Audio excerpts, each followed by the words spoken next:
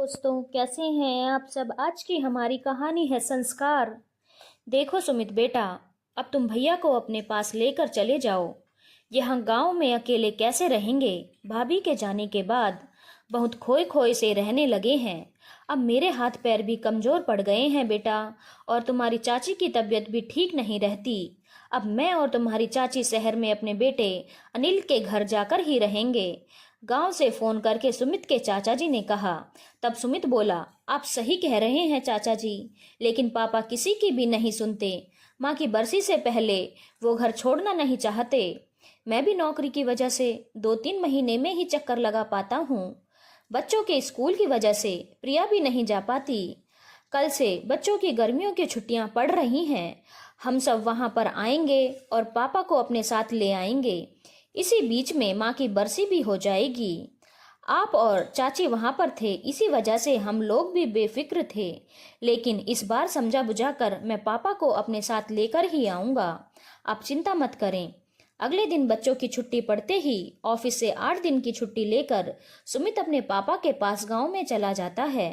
माँ की बरसी विधि विधान से करने के बाद सुमित और प्रिया समझा बुझाकर श्यामलाल जी को अपने साथ ले आते हैं। सुमित और प्रिया अपने पिता को बड़े आदर के साथ रखते थे, लेकिन फिर भी उनका मन वहां पर नहीं लग पा रहा था। वे वहां पर अपने आप को असहज महसूस कर रहे थे। प्रिया ने महसूस किया जैसे श्यामलाल जी उनके घर कुछ सकुचाए से और बुझे बुझे से रहते हैं। उन्हें लगा शायद माँ की कमी होने की वजह से वह इस तरह से रह रहे हैं। लेकिन एक दिन प्रिया ने उन्हें चाचा जी से बात करते हुए सुना तो उसके पैरों तले जमीन खिसक गई। वो बोल रहे थे कि अब बाकी की उम्र तो बच्चों के सहारे ही काटनी है। मैं नहीं चाहता मेरी वजह से इन्हें कोई परेशानी हो, इसीलिए मैं इनसे किसी चीज की मांग नहीं करता। जो दे देते हैं वही खा लेता हूँ। मेरे बच्चे मेरा बहुत ख्याल रखते हैं, लेकिन जब मैं स्थायी रूप से यहाँ पर रहूंगा तो कहीं मैं इन पर बोझ ना बन जाऊं। मैंने अपने बहुत दोस्तों से सुना है कि गांव से शहर जाने पर उनके बच्चे उनके साथ अच्छा व्यवहार नहीं करते और कुछ दिन बाद ही उनसे काम कराना शुरू कर देते हैं और ढंग से खाना भी नहीं देते और कुछ दिन बाद वृद्ध आश्रम में छोड़ आते हैं। मेरी तो पेंशन भी नहीं आती। मैं तो पूरी तरह से लाचार हूँ। इस उम्र का नहीं पता कि कितनी लंबी है। मैं तो चाहता हूँ तुम्हारी भाभी मुझे भी जल्दी से अपने पास बुला ले। खुद तो छूट गई और मुझे छोड़ गई। अपने ससुर की बात सुनकर प्रिया की आंखों में आंसू आ गए। उससे उनकी परेशानी समझ आ गई थी। उसने सुमित को सारी बात समझाई।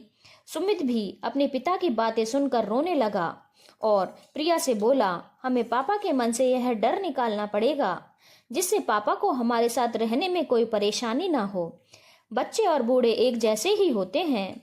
उन्हें धीरे धीरे प्यार से ही समझाना पड़ेगा कि सब बच्चे एक जैसे नहीं होते। प्रिया सुमित के साथ श्यामलाल जी के कमरे में जाती है तो वे उठकर बैठ जाते हैं। सुमित अपने पापा का हाथ अपने हाथों में लेकर कहता है, पापा आप हमारे लिए कभी बोझ नहीं हो सकते। क्या आपको अपनी परवरिश पर विश्वास नहीं है?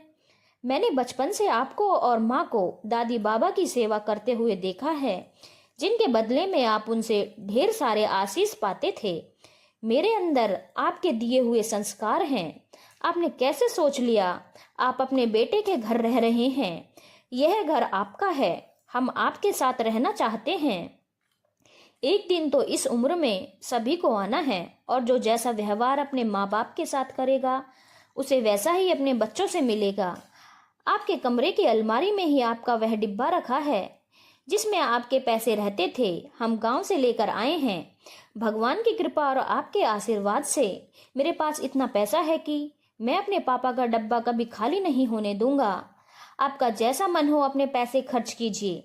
श्यामलाल जी अपने बेटे के गले लगकर फूट फूट कर रोने लगते हैं। उनकी बहू भी नम आंखों से यही सोच रही थी कि अच्छा हुआ पापा के मन की बात हमने जान ली। अगर उस दिन फोन पर बात नहीं करती तो पता नहीं चलता और पापा अंदर ही अंदर घुटते रह जाते। धन्यवाद दोस्तों। अगर आपको कहानी अच्छी लगी हो तो चैनल को लाइक, शेयर और सब्सक्राइब करना ना भूलें।